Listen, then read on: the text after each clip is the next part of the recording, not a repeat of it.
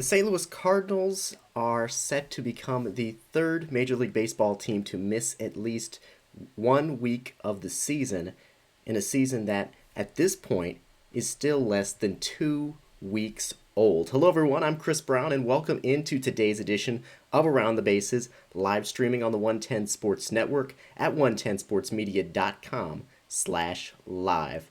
Also, a reminder as we get underway today, this broadcast, as well as all of our other 110 Sports Media content, is available at 110sportsmedia.com.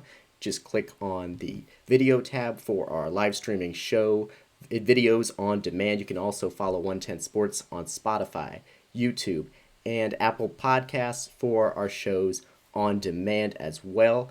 We've got a lot to talk about here today on the show, as usual.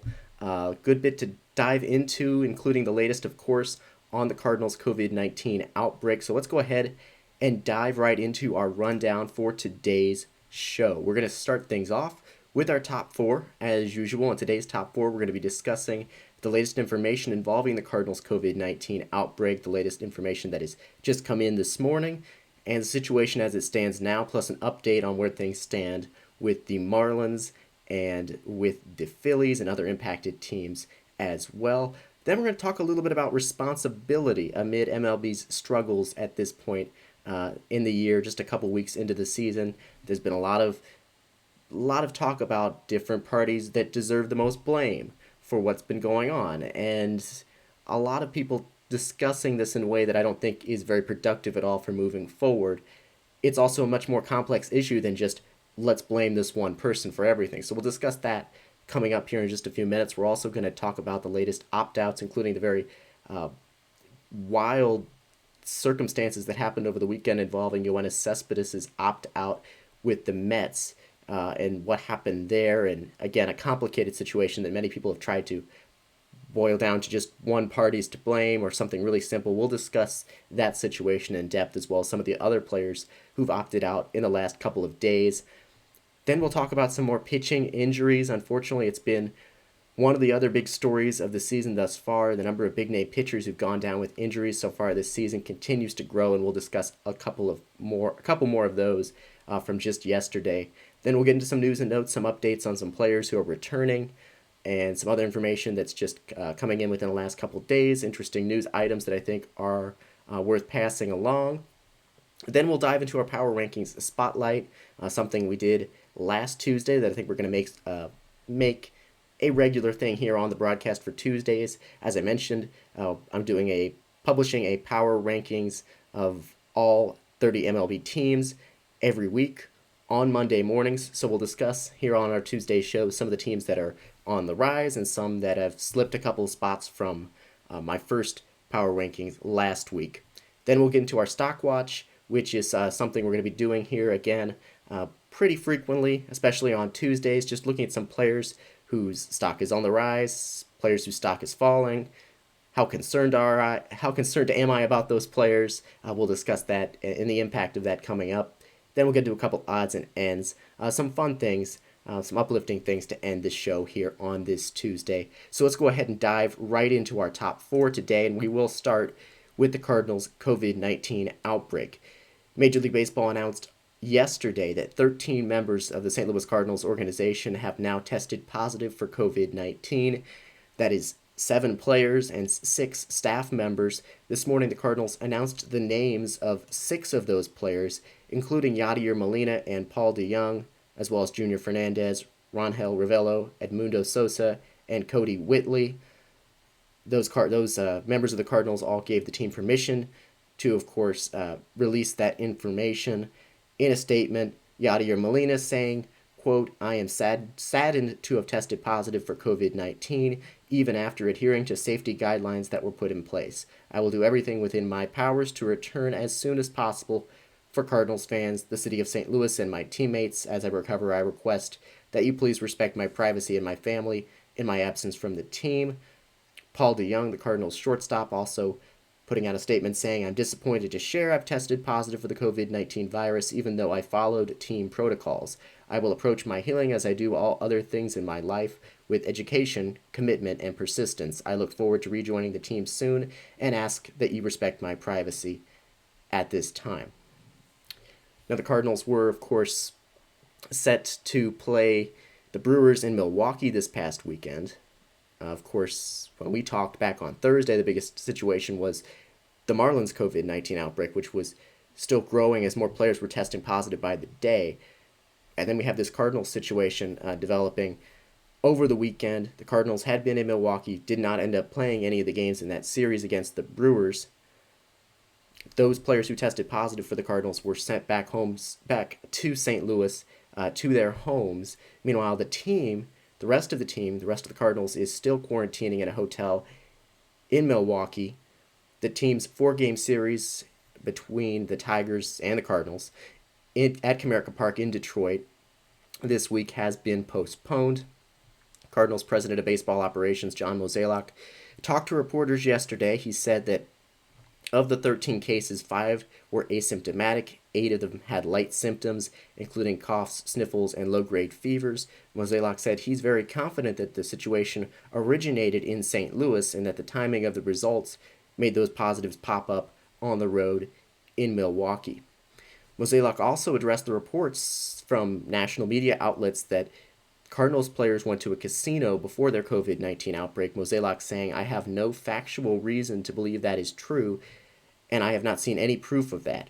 If they were at a casino, though, that would be disappointing." Mozeliak also said, "I don't know how we could have done anything different except not put someone who was infected on our plane." So that seems to be the situation right now. Mozeliak saying that according to their contact tracing and what they did, that this originated, the Cardinals outbreak originated from St. Louis, and it seems like an infected individual was on the plane with the team when they traveled, and that would have been how the situation developed from there. The plan right now is for the Cardinals to resume their schedule in St. Louis against the Cubs on Friday. John Heyman of MLB Network reported this morning that there were no new positive tests today among the Cardinals, and the Cardinals confirmed that here just not long ago. The team needs one more clean round of testing before they can be released from the Milwaukee hotel, essentially, and return back to St. Louis. Again, the plan right now, the team hoping to travel tomorrow back to St. Louis and play the Cubs on Friday. Meanwhile, Major League Baseball also announced the canceling of its Field of Dreams game scheduled for August 13th between the Cardinals and the White Sox in Dyersville, Iowa. In Dyersville, Iowa, that had been scheduled to be played a couple of weeks from now. The Athletics' Ken Rosenthal reporting it tweeted that it wasn't very much tied to the Cardinals outbreak as much as it was logistical problems leading to that cancellation. Now, the Cardinals outbreak is the second major outbreak of COVID-19 to hit a Major League Baseball team. Of course, the first, as I mentioned and as we talked about last week, was the Miami Marlins, something that, as their outbreak had an impact on several other teams, including the Phillies, who, in addition to the Marlins, hadn't played for a week after their season opening series against each other. After 4 consecutive days without a positive test, the Phillies returned to action last night in New York against the Yankees. The Marlins also received no positives in their latest test results this morning, and they traveled to Baltimore to begin a series with the Orioles today, with a very different-looking 30-man roster, of course, as roughly 20 members of the Marlins had tested positive for COVID-19, so their roster looking very different as they begin their series against the Orioles tonight. So right now, the only team experiencing an outbreak at this point, I say the only team, but it's obviously significant, is the Cardinals right now. And as I mentioned, that series against the Detroit Tigers this week has been postponed, so the Tigers are also out of action for the foreseeable future for the next few days this week. So that's the latest of where things stand right now. As far as the broad overview of how things are looking at this point, we're going to go ahead and move on to our second top 4 item today, which is responsibility regarding MLB's COVID-19 struggles. Now, there have been a lot of developments regarding COVID-19's impact on Major League Baseball over the last few days, and we have details on our site right now at 110sportsmedia.com. We actually have a running story that gets updated every day with the latest developments from that day. on how COVID-19 is impacting Major League Baseball. So I'm updating that at the end of every day. So there's been, if you want to get caught up on even more information about where things stand and how things have progressed, you can check that story out at 110sportsmedia.com. But I want to go ahead and sort of break this down because there's been a lot of discussion and anger and frustration throughout the baseball world in the past several days now at this point about the failures of the system that have been put in place, about a number of things. I mean, blame has been placed. I've seen it everywhere. I've seen people go after, Commissioner Manfred for things that he has said, for the way the league has handled things, for the way the teams have handled situations with the Marlins, with the Cardinals, for the way that the players have handled things, as there have been reports of players doing things they clearly shouldn't have been doing, leaving hotels on the road in situations like that. So I want to break this down because it's a lot more complicated than just pointing a finger at one party and saying this is all your fault. So I want to start with Rob Manfred. Back on Friday, ESPN's Jeff Passan and others reported that Manfred told MLBPA Executive Director Tony Clark that the season could be shut down if the sport doesn't do a better job managing COVID-19. And then Commissioner Manfred told ESPN's Carl Ravage back on Saturday, quote, "We are playing, the players need to be better, but I am not a quitter in general and there is no reason to quit now. We have had to be fluid, but it is manageable." Now, plenty of people were very reasonably upset about those comments and others that Manfred has made in recent days and weeks. I will note that those comments from Manfred coming before the full scope of the Cardinals outbreak, or we still don't necessarily know the full scope, but before these last few days in which the Cardinals outbreak has grown. But that's what Manfred told ESPN's Carl Ravage on Saturday. Now, then there's the players. There have been numerous reports about Marlins and Cardinals players breaking protocols, reports from national media outlets of players going to casinos or bars, leaving hotels on the road, and other things that certainly are not good, obviously. Ken Rosenthal and Evan Drellich of The Athletic reported over the weekend that Major League Baseball has evidence that the Marlins outbreak resulted from a breach of the sport's health and safety protocols, but the league does not believe that nightlife was the root of the problem that led to the outbreak. Talking to reporters on Monday, Marlins CEO Derek Jeter said that the infected Marlins players are generally doing well, which of course is the most important thing in the situation. Jeter also asked for empathy toward his players who he said were not hanging out at bars or running around town or acting recklessly. But he did say, quote, "Some of our traveling party had a false sense of security and comfort." Jeter also said that Marlins players were not wearing, that many Marlins players were not wearing masks as much as they should have been, and that they weren't social distancing properly as well.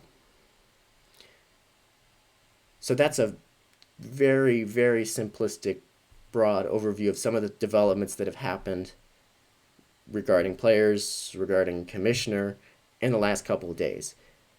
Over the last week or so, in the last couple of days especially, there's certainly been a lot of people who've looked to assign blame to the players, as these reports have come out that players have gone to casinos, have gone to hotel bars.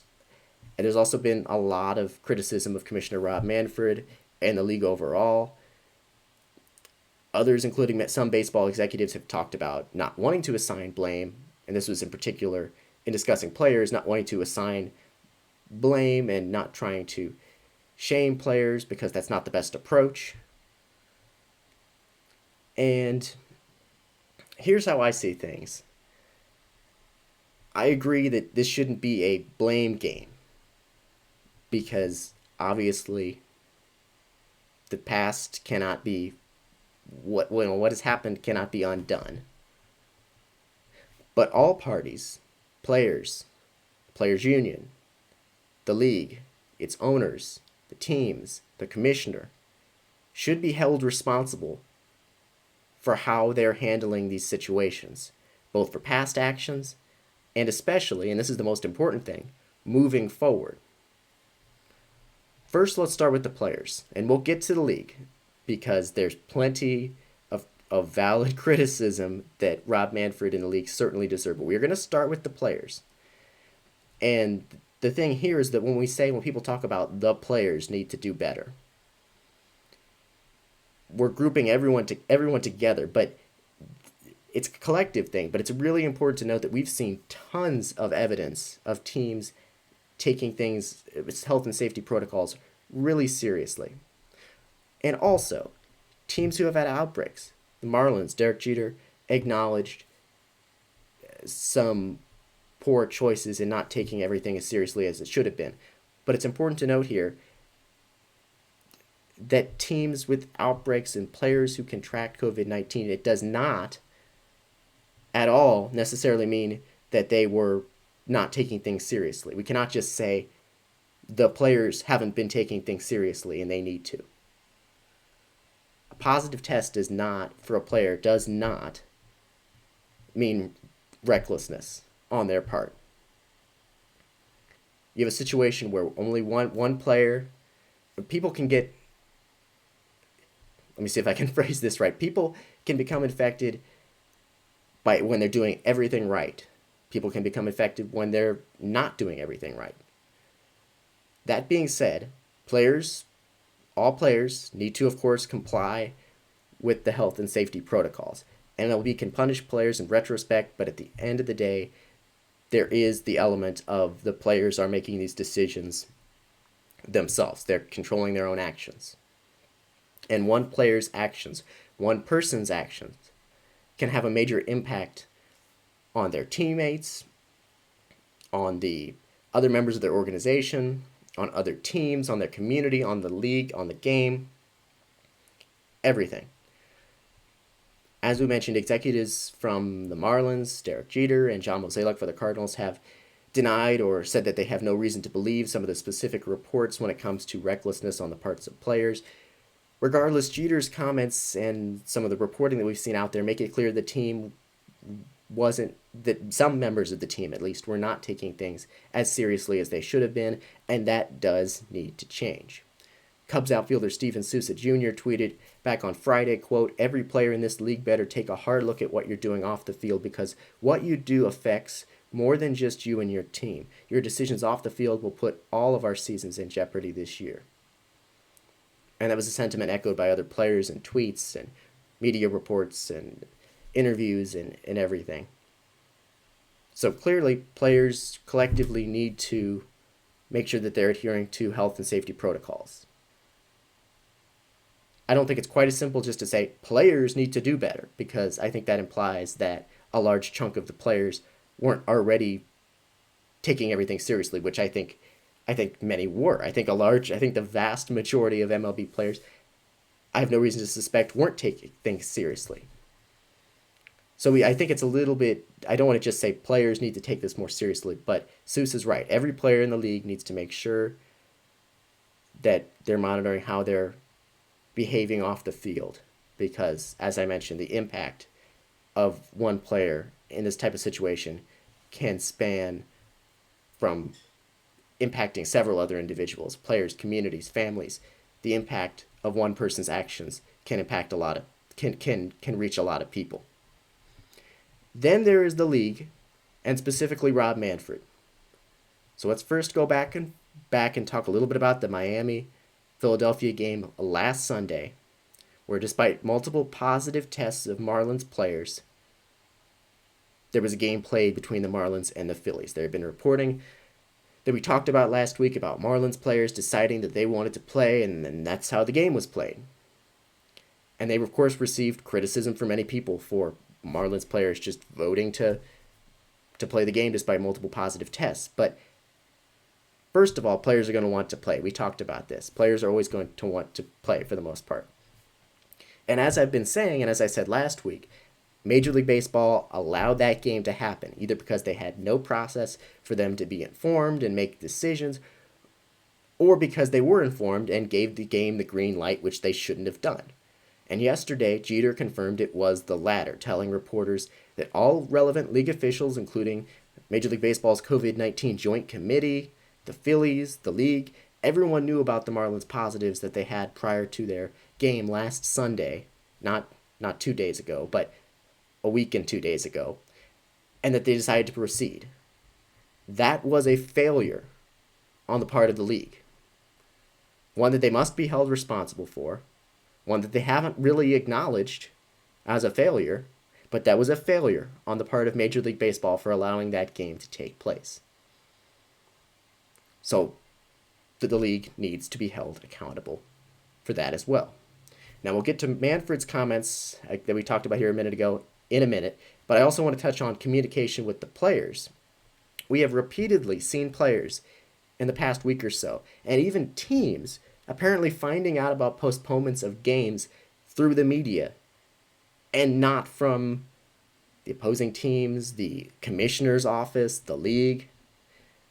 When Ken Rosenthal tweeted on this past Saturday that the Cardinals-Brewers game for that day had been postponed, Milwaukee pitcher Josh Lindblom tweeted, "Hey Ken, can you check with your sources and see if we have a workout today and what time stretch will be? Hashtag I need news sources." There have been several instances like this where we've seen evidence. We saw that the Phillies apparently learned of one of their postponements last week via media reports. So there's been clearly a mess in communication between teams, between the league and the teams, between the league and the players, teams and the players. Clearly, there has been major communication failures. The league must also be held responsible for that. And then we get to Manfred's comments, where he said, "We are playing. The players need to be better, but I am not a quitter in general, and there is no reason to quit now. We have had to be fluid, but it is manageable." So when Carl Ravitch tweeted that Manfred had told him that, I mean, the reaction was strong from media members, players, and deservedly so. I imagine it would have been possible for Manfred to craft a worse statement, but it would have been hard.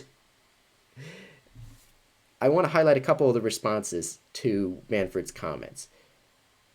A couple of them from media members first. Yahoo Sports' Chris Swick said, in response to that, quote tweeted, said, "Got it. It's the players and not Major League Baseball doing nothing other than politely requesting every single player and staff member pretty please make good choices with little to no consequences." Yahoo Sports' Hannah Kaiser tweeting, "Because if there's one way to inspire your constituents to take greater responsibility for their actions, that their actions have on the industry and community-wide ramifications, it's by juxtaposing their failures with your personal dedication to the game they love." Manfred saying, "The players need to be better, but I'm not a quitter and there's no reason to quit now." First of all, okay, yes, the players need to be better, but he also needs to be better. Rob Manfred also needs to be better. And also this idea that he's not a quitter means that that's why they need to go on, because he's not a quitter. As if that's as if because because determination of the commissioner is that's why you continue, not because of it's ridiculous. Now Manfred had a much better quote, which isn't saying that much, the same day talking to the Associated Press, saying, "I think it's the players taking personal responsibility. I think it's the union helping us like Tony Clark helped us yesterday, and I think it's us managing more aggressively." I mean, all Manfred had to do was say that we collectively need to do better, but instead he says the players need to do better and says, well, he's not a quitter, so that's why it goes on. But even though Manfred had a better statement to the Associated Press later in the day that wasn't going to fix or change the reaction that was already out there to what he had said, the Brewers' Brett Anderson tweeting, "Rob's not a quitter, so everything's okay, cool." And Steven Sousa, talking on CBS Sports Network, said, I'm embarrassed as a player to watch this take place, because when I leave this game, I want to leave it for the generations, and we do this for the fans. And there's just been so much distraction, and I think so much hidden agenda in all these discussions, and it's almost been just embarrassing, like I said. I don't know any other way to put it.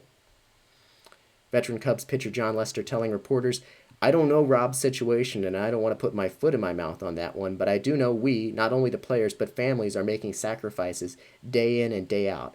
I'll stop there.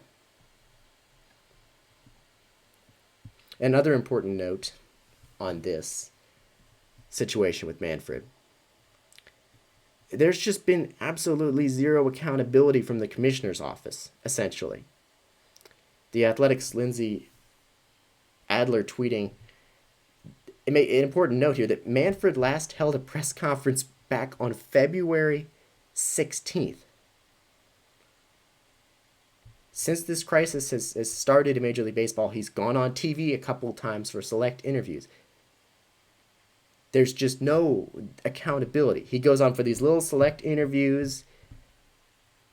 He doesn't field questions in a press conference. He's not being held accountable for this situation. That you have players and managers who, of course, are required to be asked about this, as they should be, every single day about the league safety protocols. Yet Manfred and the league themselves are not being held accountable for the situation. So the overall point here to be made is that when it comes to responsibility involving the situation as it's evolving in Major League Baseball right now, it's not as simple as pointing your finger at one party or one person. It's a collective thing. That doesn't mean there aren't certain sides, certain people who bear more responsibility for the situation than others. But it's just not as simple as let's just blame this one person or this one group.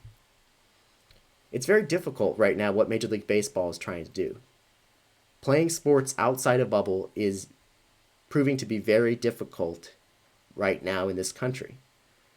It isn't about blame, but if Major League Baseball is going to make it through this season, there has to be accountability. The players and the teams who haven't taken things seriously need to be better. Rob Manfred, the commissioner's office, the league, needs to be better. Milwaukee Brewers manager Craig Counsell shared his thoughts on the situation just yesterday. He said, look, to this point, unfortunately, we've handled this the same way our country has handled this. We put together these guidelines that were well-intentioned and protocols, and then we handed them off to 30 individual operators and asked them to do their best. And adherence to a set of protocols and suggestions and trying to get it right has just not gone well. It just hasn't gone well. And it's because this virus is an incredible, difficult opponent. It's put us behind the eight ball, you know? I desperately want to play and finish the season. It's so important for so many people in so many places. But it's not going well right now. I mean, it's not. Things need to change in accountability if things are going to go better moving forward. And that is item number 2 of our top 4. A couple other ones here for you. A number of new players have opted out in recent days. Milwaukee outfielder Lorenzo Cain opted out over the weekend. He made the decision to opt out apparently on Friday, as this past week was very turbulent in terms of the situation with the Marlins continuing to grow their outbreak and then the Cardinals situation starting to develop. Cain in a statement saying, after careful consideration and discussion with my family, I've decided to opt out of the remainder of the 2020 season. I feel it's the best decision for me, my wife, and our 3 kids. The Brewers' president of baseball operations, David Stearns said that he and the club fully support Cain on his decision, which they told him about, Cain told them on Friday night. Stearns saying he talked to manager Craig Counsell first. I spoke with him and his agent. He felt this was something he needed to do. We completely respect the decision, support the decision. So veteran outfielder Lorenzo Cain opting out for the Brewers. And that situation was in sharp contrast to what we saw with the New York Mets and Yoenis Cespedes over the weekend, when all of a sudden, as the Mets were getting started with their game on Sunday in Atlanta against the Braves, the team put out a statement that Cespedes' whereabouts were unknown, that he was essentially missing. This led to a period of concern for his safety, confusion about what was going on. Then there were reports that that the team had a reason to believe had no reason to believe his safety was a concern. And then the GM for the Mets confirmed post game that Cespedes' agent had called him in the middle of the game to tell him that Cespedes was opting out of the season due to COVID-19 concerns. And this was just an absolutely wild situation. I mean, that's the basics of what happened. But there's been reporting since then about what has happened. The Athletics' Tim Britton and Mark Carrick dove into this. They reported that after the team's loss on Saturday, Cespedes sought out a few of his teammates to tell them goodbye. But then, so some of his teammates knew as of Saturday night that Cespedes was intending to leave. But then he left on Sunday without telling the Mets, leaving his agent to relay that decision later as the game was already underway. And it was an absolutely crazy period, and there have been reports since that Cespedes was frustrated about playing time. There have been reports that he, pardon me, I lost my spot here in my notes. There have been reports that Cespedes' mother, who's in the U.S., is ill, and that his calculations for playing this season have changed given the outbreaks with other teams. So obviously Cespedes choosing to opt out, as with any player choosing to opt out, is completely reasonable and understandable. That is fine. But what happened on Sunday was, again, like what we just talked about, not a one party is to blame for this debacle situation. It is more complex.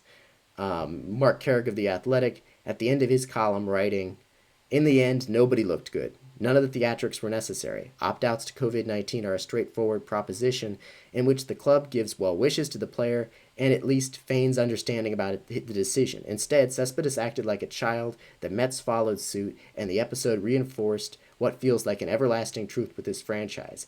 After all these years, there still isn't an adult in the room." Cespedes obviously handled the situation poorly in ghosting the team and not telling him what his intentions were.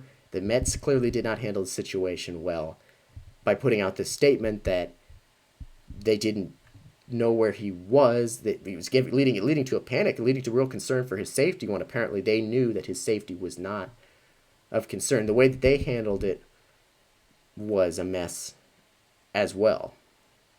So again, another situation where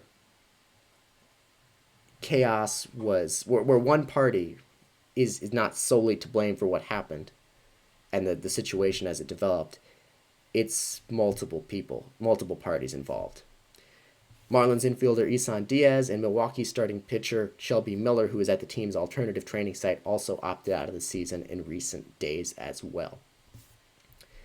Go ahead and get quickly into our fourth top four item today. We're just going to go through this quickly. More pitching injuries. We talked about it last week. The pitching injuries to begin this season have been there's just been so many of them, to high-level starting pitchers and to relievers, and it's been a real concern.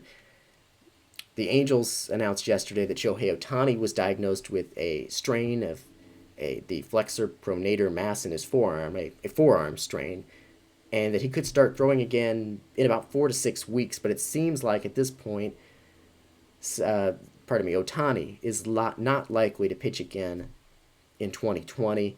His first two starts were a disaster.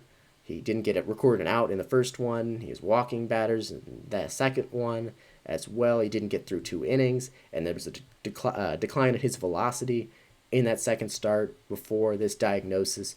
Ohtani, though, is not going on the IL because he's still set to act and able to act as the team's designated hitter. He's day-to-day in that capacity, so we aren't likely to see him right away. But Ohtani looks like will be able to continue to DH for the team the rest of the season, though that is a big blow to that Angels rotation that certainly has some concerns with a lack of really high-end talent in that rotation. Another big injury last night, this developed, and it's just really horrible to see. Braves right-hander Mike Soroka, just 22 years old, I believe. He'll miss the rest of the 2020 season after tearing his Achilles in his right leg. The team announced that yesterday. He suffered the injury last night when he was trying to cover first base on a ground ball in the top of the third inning against the Mets, and he had to be helped off the field. Just horrible to see for a pitcher who's really special talent. This is a guy I was really high on this season. A young pitcher who's already looking like he was one of the best pitchers in baseball. And a torn Achilles is something that can have a major impact on pitchers' careers. Some pitchers don't come back the same at all. Obviously, we hope for the best for Soroka, but that was really rough to see. And again, health most important, but it is a big blow to that Braves rotation that all of a sudden looks pretty darn thin. Max Fried has been good for the Braves, but all of a sudden their rotation is a big concern. I picked the Nationals to win the NL East because of the pitching staff that they have at the top, siding with that over the Braves offense. And the Braves offense is is really talented, off to a good start, but real concerned about that Braves rotation right now. But at the same time, across baseball, there's been so many key starting pitchers who've gone down that the NL East is, in particular, just a mess right now. We'll have to see how this develops for the Braves moving forward. It looks like they're going to look outside the organization for starting pitching help, but we'll see what they're able to find. All right. Went a little bit long here on our top four. It is 35 past the hour here on the 110 Sports Network, 1:36 Eastern on this Tuesday, August 4th. We're going to go ahead and take our first break. When we come back, we'll go quickly through some news and notes, and we'll get to this week's Power Rankings Standout. That's coming up next here on ATB Live from 110 Sports.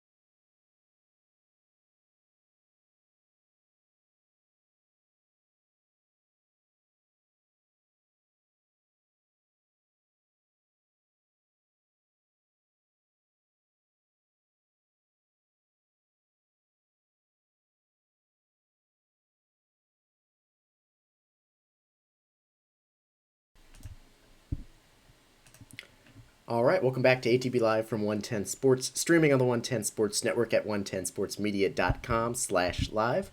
I'm Chris Brown. As we get back underway here for our second segment today, we're going to start with some news and notes from the day. We'll go through these quickly here. Some important news items from the last couple of days here in Major League Baseball. Mike Trout is expected back with the Angels today after the birth of his son. The Angels are also reportedly calling up highly touted outfielder Joe Adell, who is the 21-year-old, is according to MLB Pipeline, the number 6 ranked prospect in all of Major League Baseball.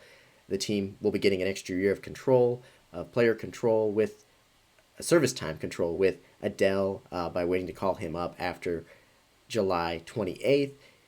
was taken overall, 10th overall by the Angels in the 2017 MLB draft. He hit 290 basically with 10 homers across 3 different minor league levels in 2019. A couple other notes for you. Boston starting pitcher Eduardo Rodriguez, the team announced he will not pitch this season. He's being shut down for the remainder of the season. He is still dealing with a heart condition, which is related to his bout with COVID-19. Boston Chief Baseball Officer Chaim Bloom saying the organization is optimistic he will make a full recovery. Milwaukee outfielder Ryan Braun was placed on the IL with an infected right index finger, which required a surgical procedure. Milwaukee Brewers also say that bench coach Pat Murphy is out of the hospital now following a heart attack. We, of course, wish him the best in his recovery. Dodgers outfielder Mookie Betts is day-to-day due to swelling in his left middle finger. The Astros placed closer Roberto Osuna on the IL with right elbow soreness. Minnesota Twins placed starting pitcher Rich Hill on the IL with left shoulder soreness. They had announced prior that he would not start today due to mild back fatigue. It seems more serious at this point, though. Hill could pitch as soon as next week. The Dodgers starting pitcher Clayton Kershaw, one of the best of all time, of course. He was in vintage form in his 2020 debut back on Sunday, striking out 6 Diamondbacks and 5 2/3 scoreless. He had dealt with some back injuries to begin the season. Mets starting pitcher Jacob deGrom last night against Atlanta gave up 2 earned runs in 6 innings with 10 strikeouts. He threw 5 pitches over 100 miles per hour, which he came into 2020 with just 4 such pitches in his entire career. Cleveland Indians manager Terry Francona is missing the team's 2-game series in Cincinnati to begin the week due to a gastrointestinal issue that's bothered him for months. Of course, best wishes to him. And following his grand slam on Sunday against the Houston Astros, Angels first baseman Albert Pujols is now at 658 home runs for his career, just 2 shy of tying Willie Mays for 5th all-time in MLB history. Those are your news and notes for today. We'll move on here to our Power Rankings Spotlight on this Tuesday. As I mentioned at the top of the show, every Monday I am writing and publishing at 110sportsmedia.com an updated Power Rankings of all the 30 teams in Major League Baseball. So what we're going to do pretty much every Tuesday is go through some notable teams who've stumbled a bit in those rankings or who've made a big jump in those rankings over the past week. First off, an important note that some teams have played double-digit games, 10, 11, or more games at this point. Meanwhile, you have teams like the Marlins and the Phillies, and now the Cardinals who have several fewer games that they've played. So that makes it tricky in evaluating teams. That being said, this week's top 10, the Dodgers, the Yankees, and the Twins are 1, 2, and 3. That did not change from last week. The Braves are at 4, up from 6. Meanwhile, the Rays slide from 4 to 5. The Indians come in at 6. The Astros are 7. The Cubs are 8th. The Reds are 9th. And the Washington Nationals round out the top 10. There are only 2 teams that were in the top 10 last week who slipped out. That is the Cardinals, who are just now at 11, and the Oakland Athletics, who were 10 and now are at 14. So let's go ahead and dive into a couple of teams of note who fell in this past week's this week's power rankings from last week's power rankings. The Pittsburgh Pirates are 2-8 to begin their season. They were 24th in my rankings last week. This week they're at 29th. Colin Moran is off to a good start for them at the plate. Through the team's first 9 games, he was hitting about 280 with 5 home runs and 7 RBIs. Not a power hitter. The infielder for the Pirates hasn't been a power hitter historically. He's off to a great start, but he's basically the only one. Collectively, the team through Sunday, when I wrote this article, was slashing just 177, 241, 299. It was pitiful. The Pirates' offense has been just horrible. And now top prospect Mitch Keller, the starting pitcher, is on the IL with an oblique strain. The Pirates were never going to compete in the shortened season, even with the expanded playoffs, given just their personnel and in the NL Central, the way that shapes out at this point. That being said, a rough start to the season for the Pirates, no doubt. Boston Red Sox, another team that's fallen in the last week. Now, they only fell one spot from 20th to 21st, but that's more reflective of the teams that are behind them than how bad this past week was for them. The Red Sox are 3-7 at this point. They, of course, as we talked about, announced over the weekend that Eduardo Rodriguez will not pitch the remainder of this season. His health, of course, is the most important, but the team's rotation has notably struggled greatly without him. Through its first 10 games, the rotation has posted a 6.69 ERA. Just horrible. And manager Rob Renicky kind of summed up the situation when being asked about the rotation spot of Ryan Weber, who through his first two starts this season, an 11.57 ERA in 7 innings. Renicky was asked about his rotation spot, and he said basically, this is what he said. He said, who do we have that we can say we're going to put in that's going to be better than Ryan? So that sort of sums up the state of the Red Sox pitching situation right now.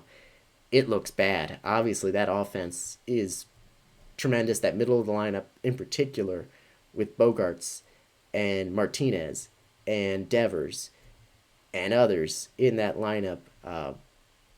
But there's real concern with the Red Sox pitching staff, and I don't think it's going to get any better. They obviously have some resources to add an arm, but not very high on the Red Sox. They're certainly stumbling. And like I said, I was actually intending to move them a few more spots down than just one, but I still think that offense the Red Sox have leaves them with a higher ceiling than some of the teams that I have below them in that final 10 in the rankings. Another team that's dropped in the past week is the New York Mets. It has been a rough go for the Mets. They are now 18th in my power rankings for this week, and honestly, I could have had them a bit lower. Last week they were 15th. Things are not going well. The team had lost 5 games in a row through Sunday. Its bullpen had an ERA of 6.81. Pete Alonso was off to a slow start. Rick Porcello has a 13.50 ERA through his first 2 starts. And of course, Yoenis Cespedes has opted out of the season, which is a blow to that offense, which is looking pretty good. But the Mets have a whole host of concerns. They are 3-7 at this point, 4-7, I should say, after winning last night. But they stumbled a bit in my rankings as well. One other team that fell in the top 10 is the Houston Astros, a team that entering the season I intended to have third. Then the news for my first power rankings, then the news that Justin Verlander looks like he's going to be out for a substantial amount of time, if not the entire season. I dropped them down to 5th. This week they're at 7th because the pitching injuries just keep piling up. Their closer, Roberto Ozuna, is on the IL with elbow soreness. He joins a host of other key relievers, Austin Pruitt, Brad Peacock, Chris Davinsky, Joe Biagini, and others who are all sidelined at this point. This team is relying on rookies in the bullpen. They've fared pretty well, but they've got one pitcher, just one pitcher in their bullpen who's healthy and not a rookie. So it's not been great for the Astros. They are 5-4, so they haven't gotten off to a horrible start. That's why I haven't, that combined with their still have a good top of the rotation with Greinke and McCullers, and that offense is so incredible. I didn't want to overreact and drop them too far, but right now they're 7th, certainly a team to watch moving forward. A couple teams who are on the rise in my power rankings this week will start near the bottom of the rankings. The Detroit Tigers have moved up from 29th last week to 24th because, as I put it in this week's power rankings, they may be the most interesting, not very good team in Major League Baseball right now. I still don't expect them to make the playoffs. They are off to a good start. They're 5-5 now, so that good start has evened out to a 500 record at this point. There's some interesting storylines there because Miguel Cabrera hit 2 home runs in a game recently for the first time in 4 years. Detroit is top 5 in baseball in home runs, and top prospect Casey Mize could make his debut pretty soon. Could being the key word. There's been some speculation there. And then there was Tigers reliever Tyler Alexander, who shocked the baseball world a couple days ago by tying an AL record with 9 consecutive strikeouts. So the Tigers have been interesting so far this season. I don't think they're going to, again, like I said, I don't see them competing. I see them a few weeks from now with a pretty bad record and, where everybody expected them to be, but there's been some interesting storylines for the Tigers, and given some of the state of some other teams near the bottom of the pack, I had to move them up, give them credit for their interesting start, at least, at the very least. A couple other teams that are on the rise. The Padres moved up 6 spots in this past week's rankings from 18th to 12th. The Padres have been really interesting to watch. They are 7-4 at this point. The loss of Eric Hosmer to the IL with a stomach issue, that is significant. He could be back pretty soon, but this team has a number of exciting bats off to strong starts. Trent Grisham in the outfield, not a name you probably recognize. He's been off to an impressive start. Fernando Tatis, Tommy Pham. And this team, through Sunday's games, led baseball in runs scored. That offense is really interesting. Like I had talked about, Padres are going to be a team to watch the rest of this season as things play out. Another team I moved up a couple spots is the Chicago Cubs. I moved them up to 8th, leapfrogging the other two teams I have at the top of the NL Central, the Cardinals and the Reds. The Cubs were 11th last week. Now, among teams that have gotten off to a good start, the Cubs are 8-2. I do see a big concern for them in the bullpen. The team's reliever ERA of 9.75 through Sunday's games was easily the worst in Major League Baseball. Craig Kimbrell looks like just a guy. I mean, he's given up 11 home runs in his last 22 innings, dating back to last year. His first two outings of this year were a disaster. The Cubs offense, though, has come through 5 players through the team's first 9 games with an OPS above 980. That offense is really impressive, and the starting pitching's been pretty darn good as well. So the Cubs actually, let's see here. The Cubs, through their first 10 games, their pitchers have held opponents to a .156 batting average, which is actually the lowest batting average allowed by any team's starters through 10 games in the live ball era. So since 1920. So Cubs, an intriguing team, off to a really impressive start. I do see a big concern for them, but their starting pitching has also looked pretty darn impressive, and that was something I was admittedly very worried about. Still have some concerns there, but we'll see how that goes moving forward. Another team that's on the rise is the Atlanta Braves, who I moved up a couple spots from 6th to 4th. Obviously, that was the situation before this injury to Mike Soroka, and honestly, given his importance to them in that rotation, I think that's a blow for them. I don't think I'm probably going to have them at 4th this upcoming week. But that offense has looked pretty darn impressive. They were second in runs scored through Sunday, despite Ronald Acuna and Ozzie Albies not really hitting their stride yet. Nick Markakis is opting back in. He'll provide a solid bat in that lineup. Marcelo Zuna is hitting. Dansby Swanson is hitting, and it looks like his breakout's legit. So something to watch moving forward.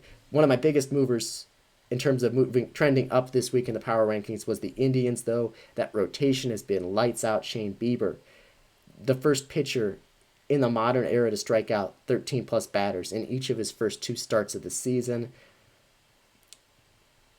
Indians hitters still not faring super well to start the year. Real concerns about that offense, but that pitching staff, that top of the rotation is just outstanding, and that's why the Indians moved up into the top 10 this week. All right, that was this week's Power Rankings Spotlight for this Tuesday. We're going to go ahead and take another break here on ATB Live. When we come back, we're going to quickly go through some players who are trending up and trending down over the last week or so here. How much do I make of it? What does it all mean for those teams? We'll talk about that next here on ATB Live from 110 Sports.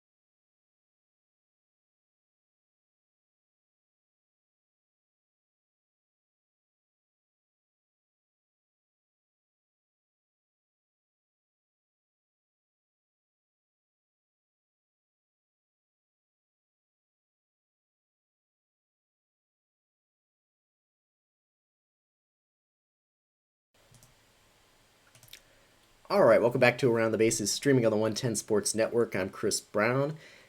Final segment for you today, and that is our stock watch, something we're going to be starting this week. Just sort of going through occasionally here, something we may do on Tuesdays, or maybe we shift it to Thursdays. Still working on that. But for now, today, what we're going to do is just go through a couple players who are trending up and trending down of the past week or so here, and what does it mean? How concerned am I about those players? How high are I on the players who are faring well? So let's just dive right into it, starting with some players who are trending down at this point. Mets first baseman Pete Alonso is hitting just 167 with 1 homer, 16 strikeouts to 7 walks, and 42 at-bats to begin the season. This is a guy, of course, incredible power. We saw it last year in his rookie year, but the strikeout tendencies, somewhat concerning. This is a guy who I think could be streaky. This is a guy who I thought was going to take a step back in his sophomore year. That is what's happening. I'm not especially concerned, but this is a guy who I think could be pretty streaky for the Mets. No need to panic with Alonso. I'm sure he'll get into a groove eventually, but streaky hitter nonetheless. Another trending down player, Milwaukee Brewers outfielder Christian Yelich. He's coming off a 2-hit game last night against the White Sox. Hopefully a sign of things to come. He's still just 3 of 31 for the season, hitting hitting not well at all to begin the year with 1 home run and 3 RBI. Again, this is a guy I'm just not concerned about at this point. The sample size is just too small. Obviously, there's some concern in the sense of this is such a short season. Cold streaks can't last forever. The team, for teams, if they're going to get things going, Christian Yelich, of course, an incredibly important part of the Brewers' offense. But again, it's just too early for me to draw any sweeping conclusions. This is an outstanding hitter, and I'm confident Yelich will get things figured out at the plate. Another trending down player is Oakland Athletics designated hitter Chris Davis, who also got on the board with his first home run of the season last night. Still just 3 hits and 24 at-bats to begin the year in a cold stretch dating back to last season. There was an injury related to his performance last season. The team may not be able to give him a big leash, but they're going to hope that last night's home run was a sign of things to come. Both Yelich and Davis, I had in the notes as trending down. They both homered last night. Hopefully they can prove me wrong. Next week they could be in trending up. We'll see how that plays out. Another trending down player, final trending down player for you today is Cubs closer Craig Kimbrell. It's been rough. Not going to spend a lot of time on this. We talked about it. He's 1.1, 1 1/3 innings pitched, 4 earned runs, 4 walks for Kimbrell. Manager David Ross for the Cubs, non-committal about his role moving forward. He just does not look good. It's dated back to when he signed with the Cubs last year. He's still not that old. Of course, basically, as I ranked him the best reliever of the last decade. Kimbrell certainly has an incredible track record. The Cubs still have another year plus on this contract with him. They're going to hope to get him right, but right now it just does not look good for Craig Kimbrell. Shifting gears here to some trending up players. Aaron Judge, first one, an easy call. Judge picked up 2 hits last night, but it was actually somehow a disappointment in the sense that it was the first time in over a week he hadn't homered in a game. Judge had hit homers in 5 straight games before last night, including 2 home runs on Sunday against the Red Sox. His 6 home runs are tied for the most in Yankees history through the team's first 8 games, tied with A-Rod. Judge became the first player in MLB history with 5 go-ahead home runs in his team's first 8 games of the season. Obviously, this is an incredible power hitter. He's not going to continue to hit home runs at this rate, but this is a guy who certainly has the ability to lead baseball in home runs, and he's in an incredible stretch. I think it's pretty much that simple for Judge at this point. A couple other outfielders for you. Mariners outfielder Kyle Lewis just keeps hitting. Through Sunday, he had become the first rookie to tally 15-plus hits through his team's first 8 games of the season since 1977. That streak ended, he had hits in 10 straight games to begin the season. That ended with an 0-for-4 last night. He's been incredible for the Mariners. A former top, pretty highly regarded outfield prospect, Kyle Lewis. His strikeout tendencies makes me believe he's not going to be able to continue this forever. Certainly not at a great pace, but the power seems pretty legit. San Francisco outfielder Mike Yastrzemski, another trending up player, hit his 4th home run of the season against Colorado last night. And he's baseball's leader in WAR, or at least the National League's leader in WAR, as of yesterday. I'm not sure if he's at the top of the leaderboard right now. He's been incredible, and this is a player who I actually legitimately believe could be a big time outfield bat in a pretty poor lineup, but a interest. I mean, he's a late. Obviously, we talked about it before. Didn't reach the majors until his late 20s, but he's been really impressive, and his profile looks like it's pretty legit. Another player who's looked like their great performance to start the year is pretty legit is Corey Seager, Dodgers shortstop, leads baseball in hard hit balls. Those are balls hit of at 95 miles an hour or more off the bat. It's tracked by Statcast. He leads baseball in hard hit balls. He's locked in. He's hitting 375 with 3 homers to begin the year for the Dodgers. Last year with his first back from Tommy John surgery, he looks just locked in. His hitting profile is incredible to begin this year. This is a guy who I think we could again soon be talking about as one of the better shortstops, one of the very top shortstops in all of baseball. And that is going to do it for today's Trending Up, for today's Stock Watch. I had mentioned at the top of the show we were going to get to some odds and ends and some fun stories. Actually, I think I'm going to save that for Thursday. I like to end Thursday shows with some positive news, a fun story heading into the weekend. So I'll save this story, tease of it a little bit here. We talked about Daniel Bard, incredible comeback story with the Rockies a week or so ago. Turns out there's another similar story happening in Atlanta right now. So we'll talk about that on Thursday's show. We'll tend to talk about that to wrap up the show. A feel-good story of a pitcher who, like Bard, overcame the yips and is back pitching successfully in the majors in 2020. But that is going to do it for today's episode of Around the Bases here on the 110 Sports Network. Back with you on Thursday. A reminder, our live coverage continues with the J Moles Show tomorrow at 11 a.m. Eastern. Touchline Talk with Josh Doring on Thursday at 11 a.m. Eastern. Back with you at 1 Eastern on Thursday with Around the Bases. Make sure to check us out, 110sportsmedia.com. You can get all our written content there, subscribe to the newsletter there, see all our shows on demand there. You can find everything there. You can also subscribe to 110 Sports, our feeds on YouTube, Spotify, and Apple Podcasts as well for our shows on demand, including our new podcast, The Bonfire, joining the 110 Sports Network. So as always, thanks for watching. We will be back with you again on Thursday to discuss the latest developments as they continue. I'm sure there's going to be plenty to discuss on Thursday. The rate of news and developments in baseball right now is incredible. So we'll talk about that, the latest on the COVID-19 situation across the game. We'll discuss that on Thursday here on Around the Bases.